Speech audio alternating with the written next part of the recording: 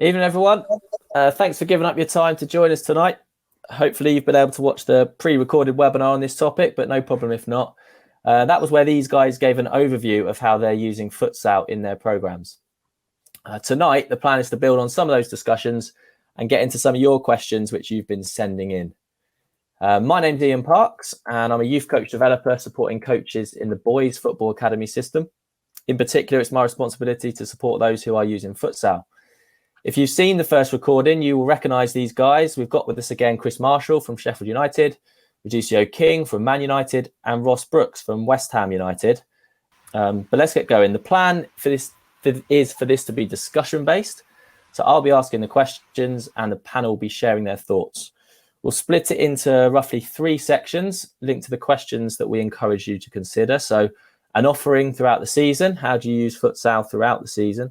The key messages that you share with your players when you're playing Futsal with them, and then the impact of playing this game can have on specific individuals. So let's start with the frequency that we play Futsal. We have just got a quick poll here to see what this looks like for you guys in the audience, how often you're playing Futsal. Dan, if you wouldn't mind, let's see. So we've got quite a lot of ad hoc, awesome weekly predominantly. So a bit of a mixture of ad hoc and all season round weekly. So hopefully there'll be something in this for you guys tonight. Right, guys, I know you touched on this in our last chat, but it'd be good if you can just remind us how often you're playing Futsal and particularly the reasons why you choose to do this. Ross, if I can come to you on that one, just remind us, I know you talked about this before, how often you're playing it? Yeah, so our players are doing across the 9s to 12s at the moment are doing 2 sessions a month. They get about 90 minutes, not 90 minutes a session, so about 180 minutes per month. And it's been a really good addition to the program, and it's something that we're looking to grow. And similarly, we do incorporate some futsal into our football sessions as well. We use futsal balls, so that's the set futsal time, but there's also times where we introduce that into our program too. Cheers, Ross. And I think you said, we talked about it off air. You do it, do you do it every other week or do you do it 2 weeks in a row? Just remind us why you choose to do it the way you do. Yeah, we just found, facilities was a big thing. We've only got 1 court, so it was about how we can ensure all of the age groups got exposure to that. I think the intention is in time as well, also to expose it to some of the older age groups as well. On that as well, we felt that 2 weeks at a time keeps it fresh for the kids, make sure that we've got lots of variety. There's some things that we can do in our training ground that we couldn't do at futsal. So just again, chopping and changing it for the players, I think helps us to get that variation into the program, which is something we feel is really important to our younger players at the academy. What creative ways have you found of implementing Futsal, even if you can't go inside? Someone here is asking about whether you can replicate the speed of the game on a 3G. I actually really like this question because I said to you guys that this shows whoever's asked this has clearly seen the impact of the speed when playing inside and the significant part this plays in helping players with their having to think quicker and play quicker. So can we replicate the speed of the game on a 3G or if not, what other options have we got? I think there's always ways and means. We talk about facilities and often they are hard to come by, especially when you're looking for hard courts aligned with futsal goals. And kind of post-pandemic, that's where we found ourselves as a club. Obviously, futsal used to be a big part of our programme, and we still enter into the Premier League futsal events. Over the last couple of months, we're doing the futsal sessions on the AstroTurf, which I'm a bit of a futsal purist. So at first, I was a little bit apprehensive, but I think we were creative. We kind of found ways to go about it. So we balanced our sessions using futsal balls and using footballs, so size 3s and 4s. And I found that with certain practices going after certain outcomes. So for example, when we're doing possession-based practices where you want to replicate the ball speed of playing on a hard court, we use footballs because obviously lighter, more bounce, a little bit livelier. And when we're looking for finishing techniques and trying to score goals, we use futsal balls. So you got opportunities to score your little sweaties, your square goals, and score goals with your toes, and all those futsal techniques. So from a kind of creative perspective, we mixed up areas. So used it on an AstroTurf, different balls. So size 3 footballs give you that ball speed, whereas often on an AstroTurf, a futsal ball can get caught up in the turf and get slowed down a lot. But we definitely found that whilst you can't totally replicate playing on a futsal court, you can get very close. And I think experiment with different ways, but certainly using different balls is one way that's really worked well for us. And we found in the sessions we got really good value, especially out of anything possession based. So in and out of transition and retaining possession using a football was brilliant, because you've still got the intensity and you've still got the ball speed in the practice, even on AstroTurf. Brilliant. Cheers, Chris. And Kingy, you mentioned about just getting balls in, didn't you, regularly? Yeah, there's a game called Murder Ball, whereas you throw the ball in, whenever the ball goes out, you just throw the ball in and you just give it to any team. So it doesn't really matter whether it was my ball or the opposition ball. You just throw it in, and like Chris said before, that type, if you do that game, you keep the speed in it. So that kind of replicates the speed of futsal, if that makes sense.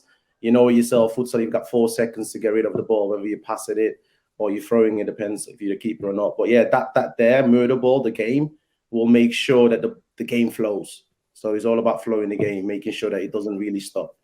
So, and then it's just a trade-off, isn't it? Like you said, that if you're not playing kick-ins with 4 seconds, you might lose that element of a bit of shape and structure. One of the benefits of using kick-ins is it does give particularly the younger ones an opportunity to find a bit of shape and a bit of structure to then build from. So as long as people understand the trade-offs, it'll keep the ball, it might speed it up, but we might lose some opportunities for the younger ones to maybe set themselves up. That's okay. Right. Another challenge I hear of for teams wanting to play throughout the season is making sure everyone gets game time. I know, Ross, last time you talked about the importance of playing matches as well as training. Have you got any suggestions, Ross, about maximising player time in large squads rather than just playing 10 players round robin? What ideas do you have or do you use? Yeah, it's a real challenge, this, because I think it's obviously very much dependent on facilities. We've been fortunate enough that we use a venue which is equivalent to a full-size futsal court. So we've found that for probably our under 9s and under 10s, actually splitting the court into 2 still gives them enough space to still play 5v5, and we can by and large stick to the futsal format as much as possible, and we were really keen on doing that. Whereas for our older age groups, the space just probably didn't allow for them to get the time that actually sometimes it's important they have, particularly as they're learning to play a new game and they're trying to, develop some of the skills that they need in order to play it. So we wanted to create an environment where actually we could be a little bit more, we could vary this pitch size, so we weren't always restricted to pitch size. We can make the pitches bigger if we wanted to, and similarly we can make the pitches smaller, and knowing what the benefits and trade-offs are to that. So the 11s and 12s, we've decided to go full length of the court, and as a result of that, we largely only play 5v5 when we go with the games. We're fortunate enough that we've got additional time on top of that, so we've actually split our 11s and 12s across 2 1.5-hour sessions. So we've almost got 2 squads when we're organising our games, whereas our 9s and 10s can almost play. We've got 2 teams of 5, and they'll always be playing. But what we have done previously, we've done it where when the children arrive, they can just come in and just play. And we've always found that really is a really nice connection piece where they can come in and almost just play freely futsal, but it just being that street side of it. So that's always a good way of getting lots of bodies in at the beginning of the sessions. And similarly, I think we've done lots around where we've done little 3v3 games. We've split the court into 2 or 3 slots. We've had games where we've had players around the outside of the court and almost done winner stays on. So the winning team goes on, losing team goes off. And yeah, I think that is definitely a challenge. But as we spoke about previously, that playing time is so important, especially with it being so different. And, for a lot of the coaches, it being quite ad hoc, you want to make sure the children really get the opportunity to explore through play in the futsal environment. No, that's great points there about, no, it's brilliant about playing 3v3 across. That's okay. You get more people on. Yeah, really good point. Question coming from tonight. Pete's just mentioned that the group we've talked a lot about foundation phase and YDP a little bit. We haven't touched on the PDP. Chris, I'll come to you on this one because I know that before you were doing the academy stuff, you were with the community, which was kind of 16 to 18-year-olds. So I know PDP is probably 18 and above, but you would have had players coming to the game late and probably still playing football outside of the programme. What did they used to say about the impact futsal had on them? Maybe they were playing non-league football or something like that. Did you hear anything about that? Yeah, so that was my first experience in futsal, really, working with players that were 16 and above. And it was nice for me because at the time I was new to futsal, as were they. And what I got, a lot of feedback I got from players was that they loved it because it was something new, it was something different. And through playing and training, they found that when they were playing their 11v11 game, it supported in that. So an example I've got was there was a player who played as a striker for me. He was a really, really strong player. He played non-league and he went on to play Loughborough Uni futsal football as well. And what he said was it really supported his technical ability because he was kind of a player that relied on running and legs and running into big spaces and that kind of attacking player. And it helped his kind of tighter play, like link play, being able to combine with teammates, being able to look after a ball. And he found that doing the dual tracking, the futsal and football, just really went hand in hand. And obviously, we always used to talk about futsal kind of being like football under a microscope, in that his technique was really, really focused. And, a sloppy touch in football, sometimes he could have got away with it. Whereas when he did that in futsal, he turned the ball over and he defended a counter-attack. So the players I had, they loved it because it was a new experience. They loved it because it was something different. But from a technical point of view, they found it was a really good test for their technique. And also from a tactical point of view, their understanding of the game and, how quick a game of futsal can change, understanding little triggers and changes in the game about when to defend and how to go and press a ball and in possession, having a picture and scanning to be able to play quickly. So I think certainly from a tactical point of view, I think also worth adding from a physical point of view, the ability to change speed, change direction in tight areas is an ever increasingly important part of the modern game. So there was that as well. So I think all rounds, the feedback I got from players that it was massively beneficial. But heavily technical and tactical, linking to certain positions in the 11-a-side game.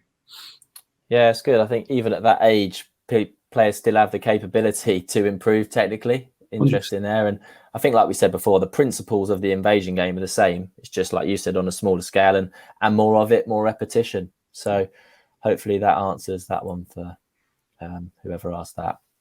Okay, that's probably a good place after 15 minutes to wrap up that first topic and move on to the next one, which is about the messages you share with your players, particularly linked to your way of playing. Again, I know we touched on this before and you guys spoke about playing with freedom. I think, Kingy, you talked about that, playing with intensity and trying to fit to your club philosophy. There's been a question about whether you have a syllabus, and you touched on what training looks like to get your messages across. Ross, what does this look like for you? What does your training look like? I know you said last time and earlier there's a lot of gameplay. How do you get that across? Yeah, so one of the things that we were discussing in our program is actually, particularly post-lockdown, was we felt our children had really missed the opportunity to play in sort of competition type formats. We've typically used our training sessions on a Saturday morning for predominantly games-based stuff.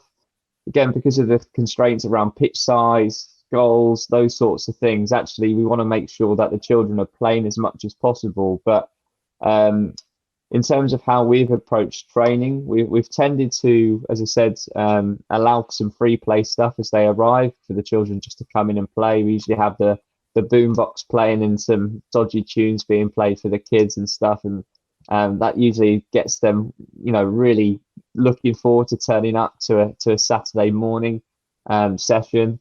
We tended to spend our first 30 minutes in training doing some work linked to our technical excellence, which is a little bit of a piece of work that we have at the academy in terms of developing some basics around sort of things like passing, receiving, goal scoring, defending, those sorts of topics. So we tend to spend 30 minutes of work on that, but that will also be linked to futsal. So we'll look at those sort of themes and then apply that to a futsal session. So, for example, if we were doing work around goal scoring, we'd actually look at maybe how we can get sort of cutbacks across the goal, how we can use the sole of our foot, how we can use the toe poke to get shots away. So we're using those futsal techniques, but linking it to our football program.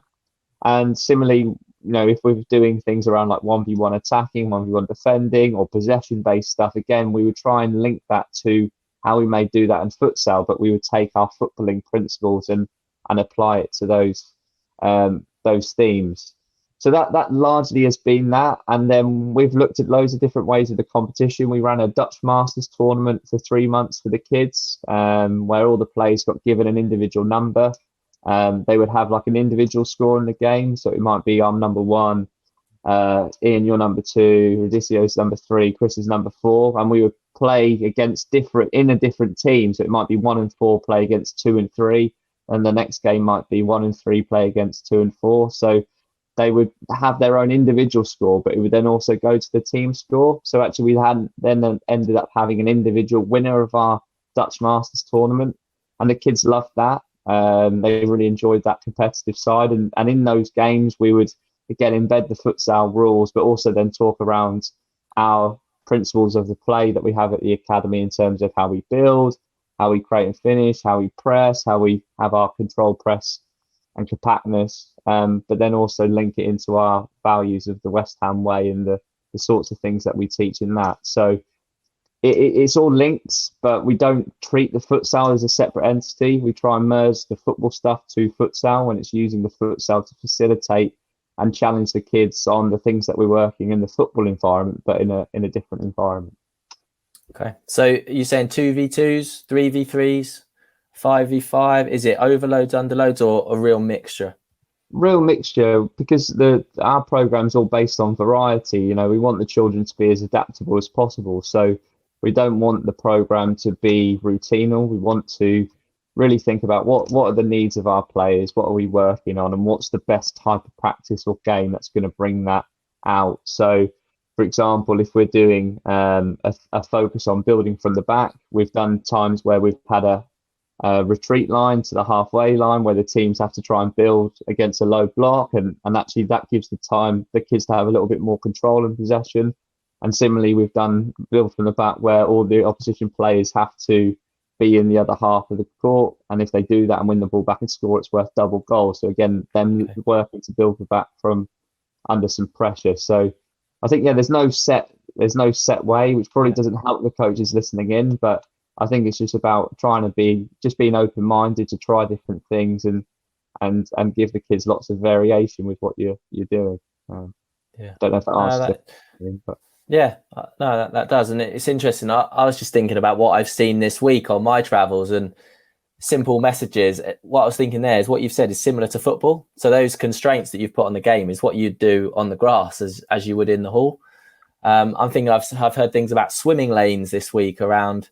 No different to football. If you're trying to get kids to keep their width, ask them to play in a swimming lane. That's how one club did it. I've heard locking the back post as an idea, as important in futsal, but also has relevance to football, because when you're asking players to fill the box, similar sorts of things. Locking the back post also good in futsal because it encourages them to stretch the pitch and use the no offside rule. I'm trying to think what else I've heard. Coaches asking players to play forwards and run forwards, which then links to rotations, because if other players are encouraged to fill the space that's been left, you get that. And a lot of these messages were shared through small-sided games, like you say, whether that be 3v3s or 5v5s. In fact, last night, I'm just thinking, I was out in a club. It's exactly what they did. They were playing 5v5 futsal to the laws of the game. They were playing short 4-minute games where the score was kept, and this would challenge the players psychologically because they wanted to win. I think they had 12 players there last night, no goalkeepers. So they had 2 teams of 6. The outfielders took it in turn to go in goal. And the other one that was off was the coach. And after the 4-minute game, the player who was the coach would give a 30-second chat on how they thought the team had achieved their challenge, which last night was linked to being hard to beat in a 1v1. And then the adult coach would go in 30 seconds, either support it, that be it, or add something. So that was almost like a 60-second timeout that you'd get in futsal. And then they'd all swap roles and play again. And it was really competitive. There was lots of sweat, lots of smiles, and definitely some initial improvement around the topic they were thinking about. And like you said, all they were doing was playing the game of futsal to the rules. Yeah. And I see here Kev England's put about using futsal rules or small-sided rules with foundation phase. I think personally, and I saw last night, playing to the rules as early as possible, for me, is the best way to go. because they pick it up quickly, they work it out, and then they crack on, rather than slowly introducing them. I found just get on with it. Sorry, someone was trying to speak as I was hogging the mic there. Yeah, sorry, no, I was just saying, for me, it's just about a different environment to give the players problems, right? And I think that's our job as coaches, to create problems for the players, for them to solve it. So I think it's just a different environment to challenge them on some of the things that naturally the game of futsal is going to bring out, but also your footballing focus too. So I think, similar when you're working on football, right? You have your match day stuff where the rules pretty much stay the same. But I think I don't think you necessarily have to be solely like the letter of the law of the futsal. I think there's ways in which you can constrain and challenge through the game, which are going to hopefully bring really good returns for your players. So I think that's the skill of the coach, to kind of look at, right, how can I adapt this to meet the needs of the players that I've got. Okay. Another question come in just tonight around coaching style or mentality and how that changes when delivering futsal and football. Kingy, if I come to you on that one, do you see a difference when you go to these Premier League futsal events? Is the coaching style the same as it would be if it was football, or is it different? What do you notice? It probably depends on the coach, doesn't it? I would say it depends on the coach, because my background is pretty much all around futsal, so that's just how I coach, whether I be in a football environment. The messages, like Ross said there before, the messages are kind of identical. You're not far off it, if that makes sense, but the intensity would still be there, because you know it yourself. In futsal, the intensity is really up there. So trying to bring that back to your academy team, and when we play our small-sided games, we got to make sure that the boys are intense too. So yeah, the messages are kind of the same, and like I said before, probably depends on what type of coach you are. But for me personally, I don't really change from being that type of coach in an academy environment to being that type of coach in futsal. Pretty much stay the same. So yeah, it depends on who you are. Yes. No, I get that. Chris, you've been exposed to these events. What's been your observations, either from yourself when you're coaching in those events? Because I know they are competitive compared to the Sunday mornings on the grass. What's your thoughts? I think that's the word, competitive. And I think what comes out of that is I find myself sometimes getting a bit frantic and emotional and a bit invested in the intensity of the game. So I think, going back to last month when we did the Premier League events, I think I made an effort to be more kind of calm, because at the end of the day, you want players to show composure and you want them to make good decisions, but at the same time encouraging risk taking. So kind of accepting it. We were dealing with kind of foundation age players. There's going to be mistakes, there's going to be transitions, there's going to be goals, and I think from my experience of futsal, if you can show calmness and composure as a coach, I think sometimes that supports the players. Something I made efforts to do was less emotionally invested in the game, because it's such a fast and quickly changing game, and encouraging players to show composure, encouraging them to be comfortable in uncomfortable situations and be willing to deal with the ball, and not play hot potato with the ball and try and get it away as fast as you can, and just really demonstrate composure but encourage risk taking at the same time. And I think something I always encourage with the players is be uncomfortable being uncomfortable. So go 1v1, receive it with your back to goal, and go and take risks. Yeah, that's good. I was saying earlier to you guys about the coach I've been speaking to this week, who talk about the players taking time to calibrate to playing futsal from the grass to the 3G to the hall. And it took them 10 minutes every time they play to just get used to that thing. I think sometimes that might be the same for the coaches. They're stood on the side. I see them at these events. It takes them 10 minutes to get used to the speed at which everything's happening, and their eye having to be quicker to follow the game. You haven't got time when it goes out to have a conversation with a player, or to work out what's going on. You've either got a chat while they're off, and then you can't see what's going on. So I think it's a really good question. I think it's fair to say that coaches of futsal, it trains you. People talked about it being a development tool for players, development tool for coaches to see things quickly, to deal with things, manage their emotions when they're getting whatever it might be. You've got to manage your own. So really good question. And I think to add to that, Ian, I think as a coach as well, it helps you kind of focus your time on the more important stuff. As a coach, there's always a temptation to kind of commentate and try and advise every little discrepancy and mistake. And I think sometimes it, like I said, about trying to be composed and like you said, give your interventions in an efficient way, because the players are so fascinated with the game, they're probably not going to listen to a lot what the coach is saying on the sideline. So in your timeouts and in your breaks, focusing on the really important bits and not micro coaching and trying to commentate through the game. It's something that, you know, when you do a 7v7 on a Sunday, we've got 80 minutes and the game's nice and slow. You can probably coach in a bit more of a kind of hands-on way, for the want of a better term. But I think in futsal, the game is that quick that you've got to focus on the important bits and get in and out as fast as you can and be really astute of what you say and how you communicate. Okay, brilliant. I'm going to stick with you, Chris, because I know you talked last time about you play up to 14, I think, at Sheffield United when COVID allows. Similar to the Brazilian professional football club model, a lot of them play football and futsal up to 14. There was a question that came in about the playing principles of futsal connecting to the outdoor game. So I was thinking, we've touched on it a little bit, but as the players get older, I was thinking, is this part of your thinking in using futsal with the older age groups, that you link it to 11v11 tactics, maybe the 4, 8 and the 10 and the 9 or whatever? Or is it still more about the individual and the small number 2 player connections?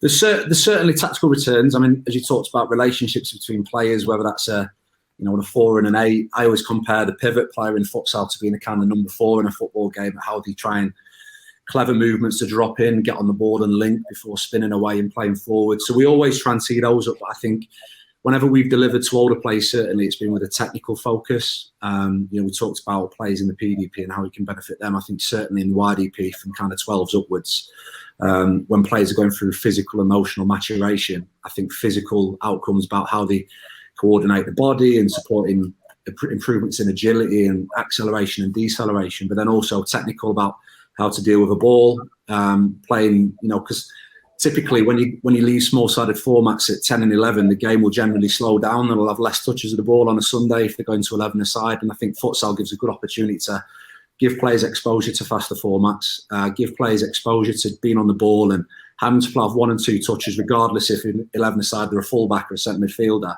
And it just gives that variety. But I think certainly a technical focus was always the kind of primary aim for us, and developing players. Again, go back to being comfortable in possession, being comfortable to play quickly, and then obviously your tactical bits come out of that. I think playing to futsal rules and the nature of the game and how they've got to do things really, really quick and make decisions based on what they see on the court.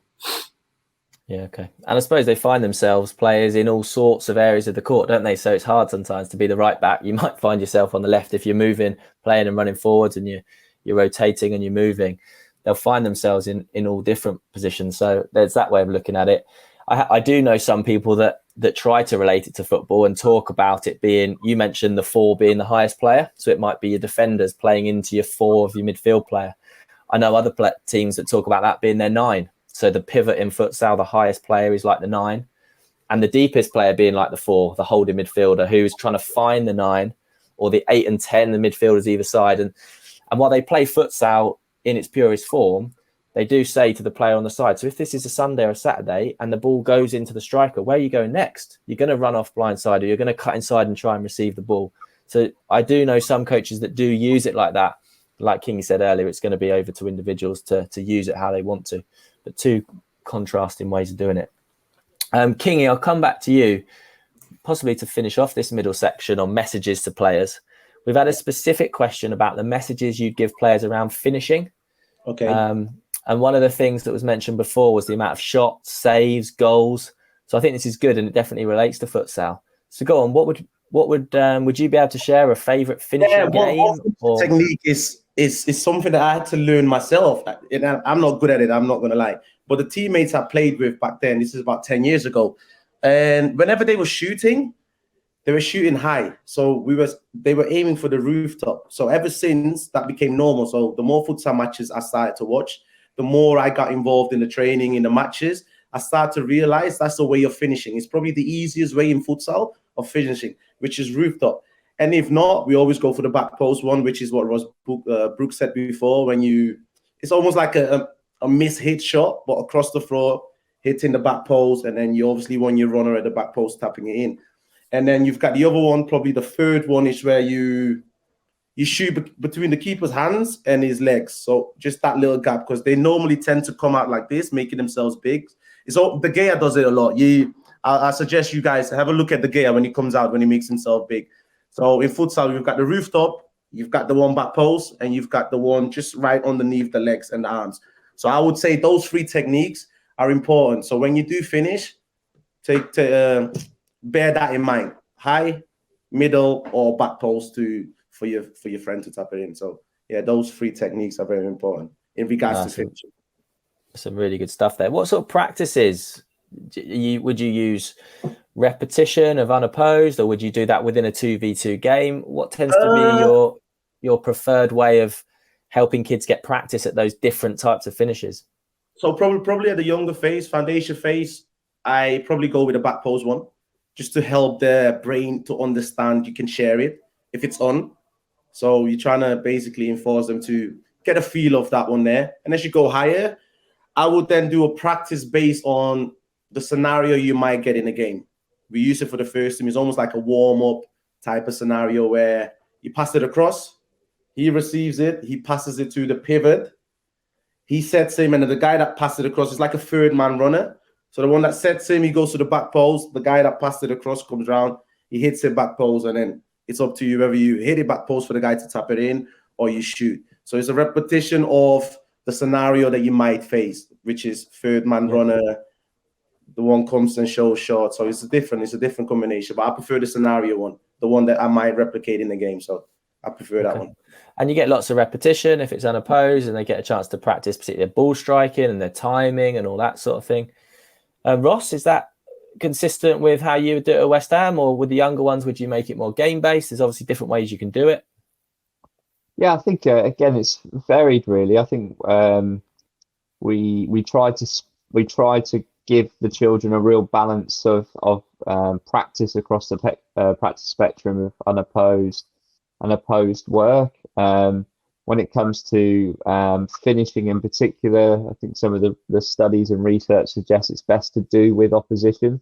You know, that to be able to perform the skill, you know, it's a skill is obviously is about integrating them into the situations that they're going to come across in the game, and you want them to be able to learn almost implicitly through that. So again, that's why the games-based stuff is really important. But I think it's trying to get repetition without repetition, and putting on practices where you're doing games-based stuff, but you're trying to get that repetition of the skill that you want the children to learn and to develop. So again, as we mentioned earlier, doing it with 1 or 2 fewer players than you normally would, and having little 2v2, 3v3s with anything that you do, I think is a really good way of doing it. Similarly, having an overload or an underload is a really good way of doing it. So I think that for me has been a big thing. Again, we've mentioned a lot around the games-based stuff, but it doesn't necessarily mean the game of futsal, but it's just making sure that it's recreating, as Raducio said, about recreating those situations that are going to come across in the game. I think that's going to be the best way of transferring those skills across whatever you're focusing on. Brilliant. Okay. I'm just looking at the time. I think let's move on to the final section, which is about the impact it can have on specific individuals. When we posed this as a question for the audience to consider, it was aimed to get you guys thinking about how you might cater for specific players, and whether that might be improving things they need help with or building on things that they're already really good at. And these might be technical, physical, psych, or social skills. Now, one of the observations that's been made by coaches involved in the Premier League futsal events is that some players who excel at football have found futsal challenging, and vice versa. So some who might not be as effective at football really came to the fore on a futsal court. Chris, last time you mentioned it was a good tool for talent ID. So I'm going to come to you on this one. A question which has come in. What have you done with those that have found futsal a challenge, particularly if they are one of the most impactful on a football pitch? How have you worked with them? How have you found that? I think something we always go by at the academy is push strengths. So if we've got a natural attacking player, thinking of one maybe in a similar position, I think put him in a position where he can go and kind of use his ability, but at the same time, again, put them in positions where they're going to be uncomfortable. So, for example, we've got some players who are, I've talked about on a big area, are really, really effective with physical presence and ability to run over distance and ability to play over distance. And I like playing those as the kind of fix, as the back man. So they're going to get loads of the ball, they're going to play under high pressure, and they're going to have to find ways to penetrate, which is not necessarily going to be with the ball at the feet and dribbling and driving through the pitch. So I think the beauty of futsal is there's always a way to expose a player and challenge a player, whether that's technically or physically. You know, going back to the question, we've got players who aren't as effective on a 7v7 or a 9v9, but really, you know, excel in a futsal court. But you know, what I would say, going back to the question, is really push strength. So if they're an attacking player, I'll always try and put them in an attacking position for most of the time, but then work with them on a technical basis and try and give them little bits that will challenge them. But also don't let them shy away. You know, we have some players that, because they excel at football and find it tough at futsal, they're kind of sometimes a little bit reluctant to get involved and play, and they're sometimes a little bit difficult to reach and get through to. But I think it's perseverance as a coach and persevering as a player to challenge, because it is difficult. It is a tough game. It's so fast and so intense, but encouraging the players to persevere. And again, I go back to the saying that we used a million times about being comfortable, being uncomfortable, and putting them in scenarios that are going to challenge them in ways that often they don't get challenged on a Sunday. So that's it. I think it's all down to knowing the player and putting them in a position where it's not going to make them fall out with the game, where it's not too difficult, they're going to get no success, putting them in a position where it's going to be tough, but it's linking it to their development as a footballer and putting them in a position where it's going to help them long term, whether that's a position on the court or giving them individual challenges within the team. Great. Ross, have you found any players that you've been working with this season so far that have had that, where they've been surprised you, that either they've been, blimey, these have been good at futsal, better than they are at football, or vice versa? Any players that spring to mind? And there may not be. Yeah, I think one of the things we looked at over the summer was around scanning. So we looked at some research from a guy called Carl Axum, who works with Gears Your Day, which some of the guys listening and girls might know. And one of their bits of finding was actually that scans per second in football compared to futsal are quite different. You actually get more scans in possession of the ball than what you do in football. So scans tend to happen more frequently when you haven't got the ball in football than what you do in futsal, which again, I think reading some of the comments around, almost sometimes you find players have more time with the ball. And that's often because actually, again, when they're receiving with the sole of the foot, they're lifting their eyes up and they're able to make those decisions around that. So for us, what we've found is actually the children that typically like dribbling in the footballing environment actually sometimes have more time to lift their eyes up and make decisions of when and where to pass, when and where to dribble. And that's been really interesting. And similarly, we do a bit of work at the club around a 360 play, where all of the players get a block of work playing in central midfield for the reasons around scanning and decision making. So when we block out our bits of work, we sort of purposely have a magic player, or we call it 360 player, a magic player that will play on both teams, or we'll constrain certain players to playing in central midfield too, again, to challenge them on their receiving skills and their awareness and so forth. So that's been really interesting. And linking into Chris's point in terms of the positions and stuff, that's been the best thing for us, is around if we've got a player that's perhaps working on receiving and passing on their right hand side, because of the amount of footballing actions or futsal actions they're going to get in the games in terms of repetition in the game, there's going to be a lot more times of them receiving the ball, passing the ball.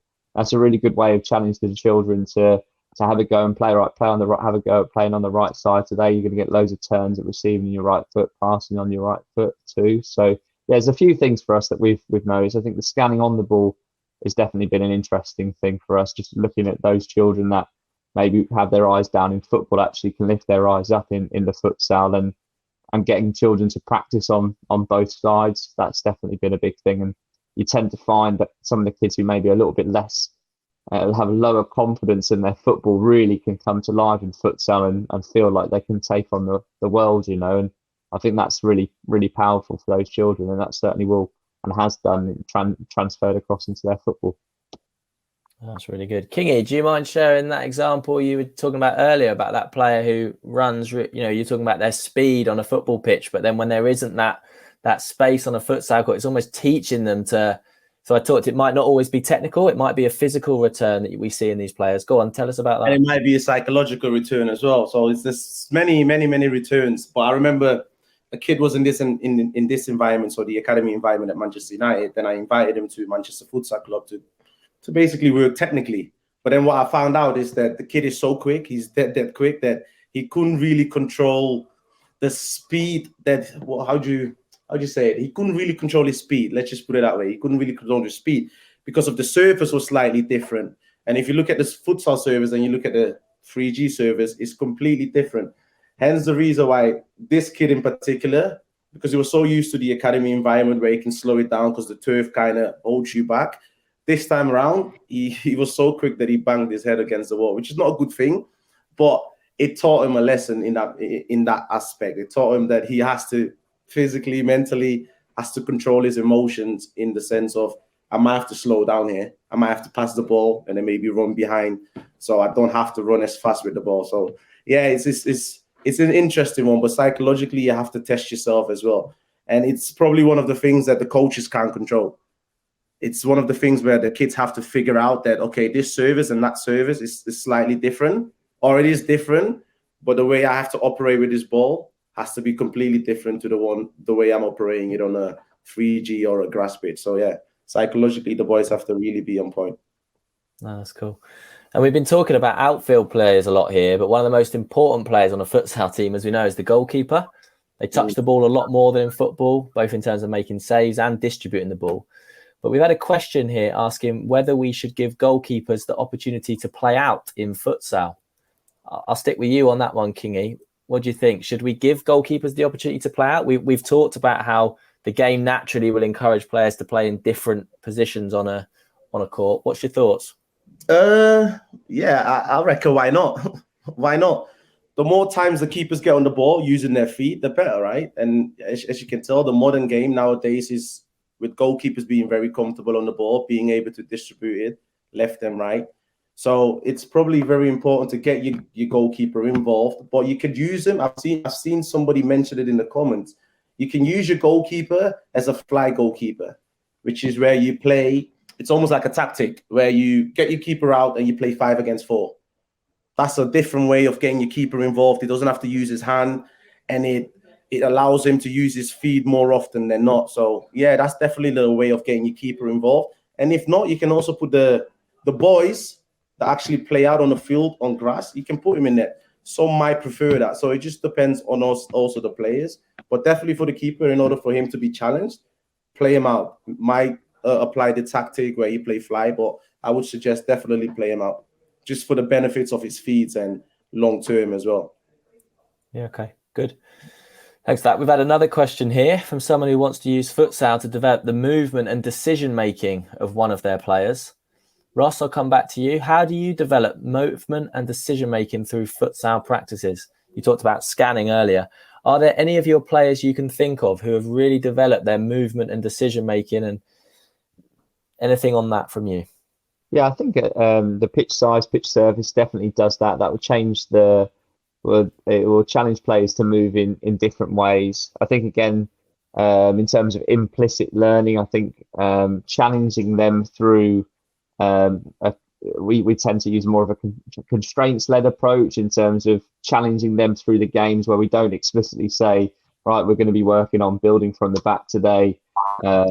These are the key outcomes we want to get from it. We try and revert away from that, and then just give the children a problem which might force them to find a way of dealing with that. So as I mentioned earlier, around either playing against a high press or a low block, those sorts of things are going to challenge the children to then look at, all right, what's the game problem and how are we going to solve that? So I think it's about you being skillful in how you challenge the players within the constraints of the actual game and rules itself, and then also come up with the challenges within your games without explicitly saying we're going to do this.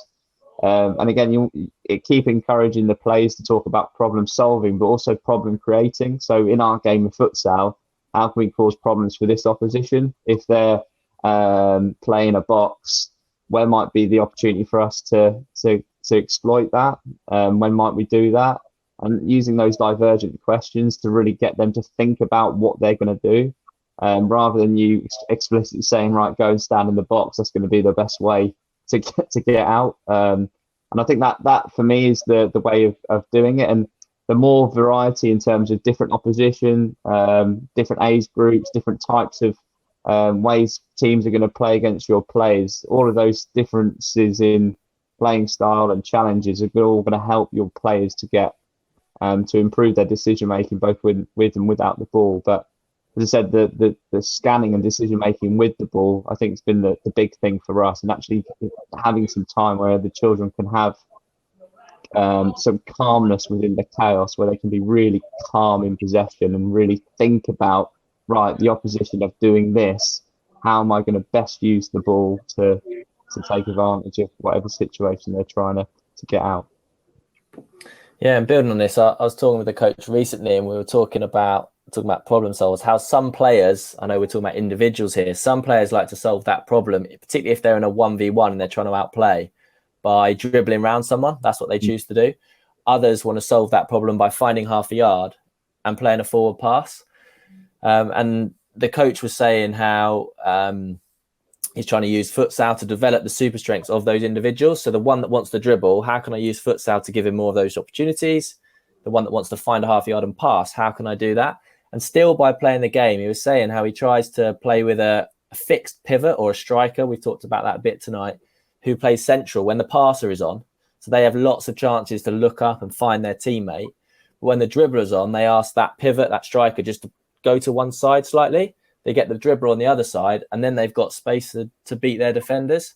And because this is all within the game, it's great because it gives players the before of the action to get on it, the during of either the dribble or the pass, and then the after of, well, if I've passed it, I've got to move. And if I've dribbled, well, now I've got a goal. I've either got to finish it or in the way that Kingy said, or I've got to find a mate. So I think, yeah, just building on that, good how you can still do it through the game, but just manipulate where you ask players to play or how you ask them to stand, linked to what you're trying to help those players develop. Yeah, rather than telling them as well, I think that's the challenge, isn't it? Trying to come up with, you being skillful with who you play against who, and right, actually, if we've got a really good dribbler, we want them to get really good at dribbling, but right, we might have them playing as a 1 against a 2, so they're the pivot playing against 2 forwards, and right, how do they get out of that, or challenging a really big kid to play against your smaller player. Those little things, without explicitly saying, right, no, you can't dribble, or you need to get your head up or find a pass. I think that for me is the best way of developing learning and decision making. Okay, I'm just looking through. We've got 10 minutes left. We might be able to get Neil back on to talk about the girls' game and the women's game. Just look at these questions here. Are you able to transfer the versatility that's achievable from rotation in futsal to football? So we talked about rotation, and rotation comes up a lot when I go around and people talk about how do we get rotation in futsal? Chris, if I come to you on that one, any thoughts on, firstly, how do we encourage rotation within futsal? And then do you see any links to football? And then Kingy, I'll come to you on that one next. No worries. I think it's, again, we're talking about the principles of width, length and depth in a game. I think it's all about kind of where Ross touched on about playing against different styles. And I know we've talked about when we get on the ball, trying to play forwards and run forwards. I think rotation is, when I've tried to deliver it, it's really easy to batter the kids with loads of detail and loads of information about timing, speed, angles, all of that stuff. But I think giving them the principle of when you release the ball, kind of break a line. So as soon as they release the ball, can you run beyond your marker? And it might be that then they have a decision to make about, I run beyond my marker, do I keep going to then go and receive a pass? Or I run beyond my marker and do I check back to get on the ball to give myself a yard of space? So we always try and teach the principles about in possession, holding width and depth. And then within that, there's opportunities.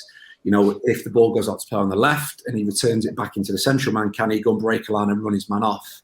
And then it becomes down to the concept of filling gaps, of moving away and someone filling in. And you find with the constraints and the nature of the game, I think sometimes it just happens. Once you request players to, right, we need width, depth and length all the time. After you release the ball, I want you to go and drive forwards. Then you challenge the players around the ball to recognise, right, that slot needs filling now.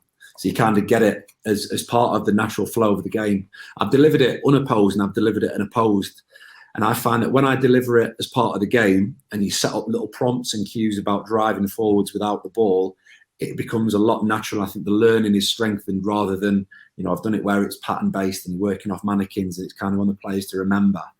I find that give them the principles of length, width and depth, and then give them cues and little prompts of release the ball, drive forwards. If you can get on a second pass, brilliant. If not, were checking back in to get on the ball in more space, and you're asking your mate to come and fill in your gap. So I think keep it very, very simple. And I think the constraints of the game, the nature of the game will bring it out if you give those little cues of you leave your space, you come and fill your space in. And I found it came quite naturally after that. Yeah, it's good. I'm thinking again this week, I mentioned the swimming lanes that someone was talking about, that idea of width, just trying to get the kids to be in 3 lanes. And then it was a simple, if you play, you've got to go to another lane and somebody else has to fill your lane.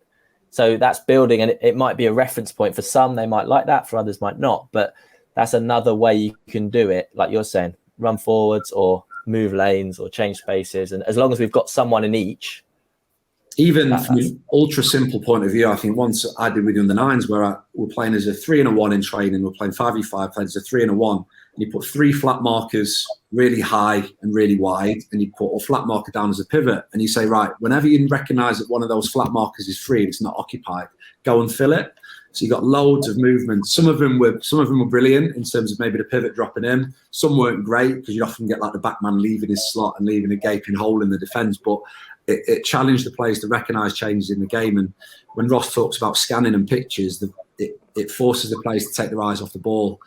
And it was a really simple way of kind of getting it in players right, filling the gaps and make sure the team shape has width, length and depth at all times. And when they've got a bright yellow pancake on the middle of the court and someone's not stood on it, it's quite a simple prompt for a player to go and shift position. Yeah, very good. Kingy, from a player of a national futsal series club, Manchester, they're playing in the top tier of the domestic game. For those that don't know, the domestic game, national futsal series. What does rotations... Don't forget to mention it's on BT, my friend. It's televised now. Yeah, it's televised now. There you go. So people may have seen you in action. But go on, what does rotations and that look like at that level? At the highest level, would you say? Well, at the domestic level, and then if we talk about the highest level, the World Cup and the European. Oh wow! It probably looks a bit more intense at the highest level, but I won't say that we're too far off it. It goes down to the tactical side of it, doesn't it? When you look at a bigger picture, like Chris mentioned some good pointers there.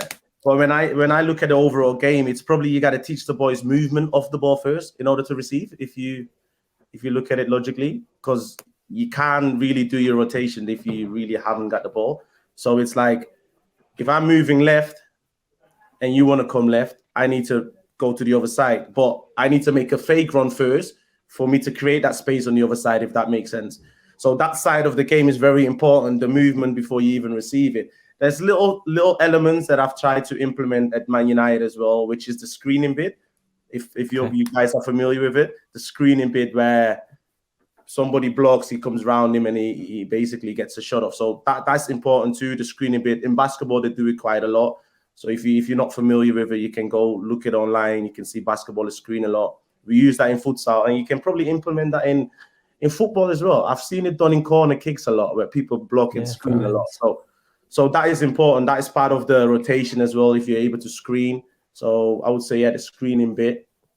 And then, Chris covered pretty much a lot of it. So I would add to it the screening bit, which is the blocking. So do a bit of research in that, and then you'll understand what I mean by the screening bit. And like that question around how it transfers to football, I think that there's a good example there that you're talking about. We see it at corners and throw-ins. Yeah. I think the other one we see in football is we call it 3 in a line. We tend to in our futsal world, where there's 3 players, maybe the back player, a wide player, and the pivot. They make 3 in a line, and when the middle one of those 3 moves across, it creates a space, a pass, like you might call it a third man run, or a jacks and sids, like the old Andy Cole and Dwight York, where it used to go for his legs, spin and get the next one. That happens quite a lot in futsal, quite naturally, that you would see in football, and you'd see that in different areas of a football pitch. So I do think there are some transference.